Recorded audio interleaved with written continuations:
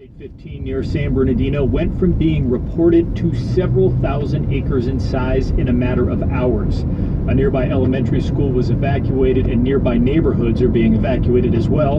About 500 firefighters are on the scene, but many of California's firefighting resources are already deployed in other parts of the drought-stricken state.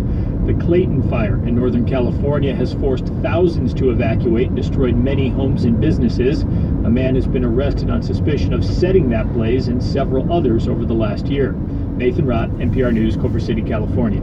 The death toll from severe flooding in Louisiana now stands at 11, and NPR's Debbie Elliott says 20 parishes are considered federal disaster areas. The disaster declaration means flood victims could be eligible for federal aid to help with cleanup, repairs, and temporary housing.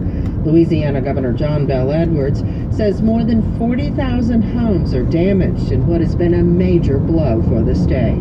This is a historic flooding event. And when you have a storm that is unnamed, it wasn't a tropical storm, it wasn't a hurricane, a lot of times people underestimate the impact that it would have. More than 30,000 people have been rescued, and the search and rescue operation continues as the floodwaters push south. Debbie Elliott, NPR News, Baton Rouge. Pennsylvania Attorney General Kathleen Kane is resigning. Her decision comes a day after she was convicted of abusing her powers to smear a rival and then lying under oath to cover it up.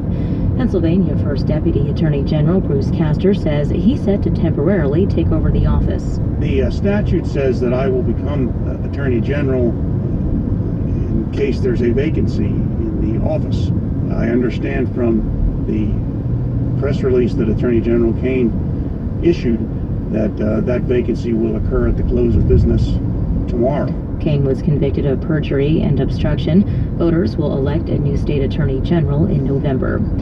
The Obama administration is finalizing new fuel efficiency rules for trucks and vans through 2027. Transportation Secretary Anthony Foxx says the new standards will cut back on pollution, saving operators and consumers billions of dollars. They're going to be able to get places using less fuel, which has a bottom line impact on the cost of goods, for example, or the price people pay at grocery stores. The deal was reached after hundreds of meetings between regulators, companies, and environmental groups. This is NPR News. Support for NPR comes from Jane and Gerald Catcher, supporting the children's movement to Florida, dedicated to helping all children enter school with the social, emotional, and intellectual skills needed to succeed. More information is available at childrensmovementflorida.org. This is KPBS News in San Diego. I'm Sally Hickson. The California Senate has passed legislation to ban powdered alcohol. A company called Alcohol has registered with the federal government to sell pouches of flavored alcoholic powders. The product has not gone on sale. If it does, Republican Senator Bob Huff says it will endanger children. Youth binge drinking and alcohol-related deaths are epidemics in California.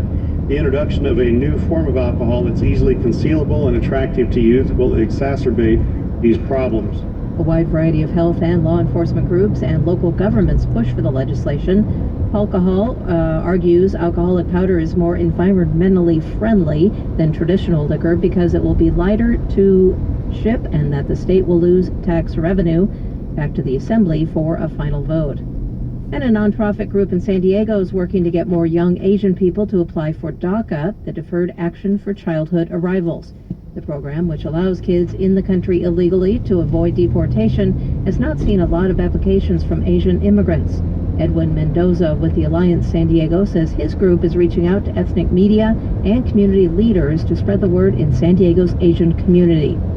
We're telling them that it's okay to step forward because we want them to know about the programs, and there are relief programs to help them better their lives through the programs of DACA and other available immigration relief options.